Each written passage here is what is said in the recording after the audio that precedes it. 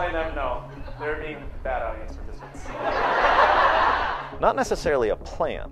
Goal setting doesn't create the steps 1, 2, 3, 4 through 15 to get there. What it does is it helps you have a line of sight to see where exactly it is that you're supposed to be heading. And as you move along that path side to side, you end up rechecking your compass as you go along to say, am I still on track? Am I still heading in the direction I want to go? And that's what goal setting creates for you. And the second thing that goal setting is going to create for you.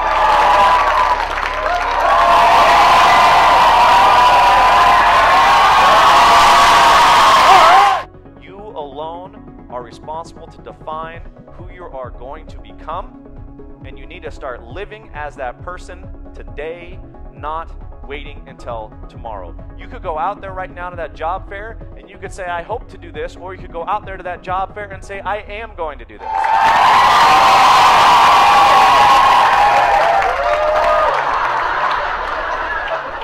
I am a motivational and inspirational keynote speaker that does professional development. I work for Lockheed Martin. Just listened to a wonderful presentation. Lots of good things that I think I can use at work. The emphasis on positive reinforcement I thought was well-founded, well-grounded, and something I can take back to the office tomorrow. I was 18, didn't graduate from high school, wasn't going anywhere, and I was flipping burgers at frickin' McDonald's, and you don't even get to flip them anymore. No, I'm not kidding. You press the burgers now. That's not fair. It's the only thing I wanted out of the job, and they took it away from me. Step 1 is goal setting. Step 2 is that you have to take all your goals and I want you to throw them away. All right, so I want you to just take your goals, toss them in a drawer, shut the drawer, and not worry about your goals for right now. And I want you to think about, how do I contribute to the person that's next to me? The individual that I'm interacting with right now, how do I contribute to what they need next? Contributing to what somebody needs next is going to require you to do step 2, which is to dig down in the conversation and how you communicate with them to find out what they actually need next to become successful. And I left there, and that day, it didn't happen the next week, it didn't happen the next month. That day, I went and put on my best clothes, and I went out, and I was going to get a job. Man, is that not how it played out.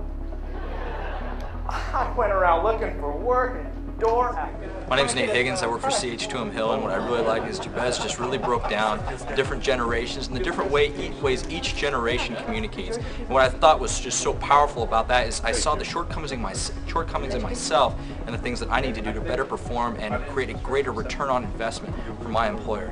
Excellent presentation. The question comes, how is this going to benefit me tomorrow? What am I really going to do with this? And in a business sense, which is why we're all here today, how is this going to affect my business? Or again, I'd meet somebody else. They said, what do you do? Oh, I'm a professional speaker. Oh, where do you speak? I speak at high schools. Oh, which ones have you spoken to? I haven't spoken to one yet. But if you know one, you let me know. And I would love to get in touch with them.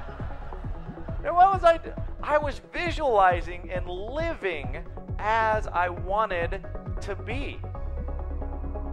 That's thinking outside of the box. If you begin to approach situations from how can I ensure your success and how can I ensure that you are getting the value that you need and the information that you need first, instead of worrying about what I'm going to get from you, and you start applying these step-by-step techniques, we're going to walk through this whole process that's going to show you that that is actually where you're going to see entire relationships change within your organization and on your teams, because there's no question about it.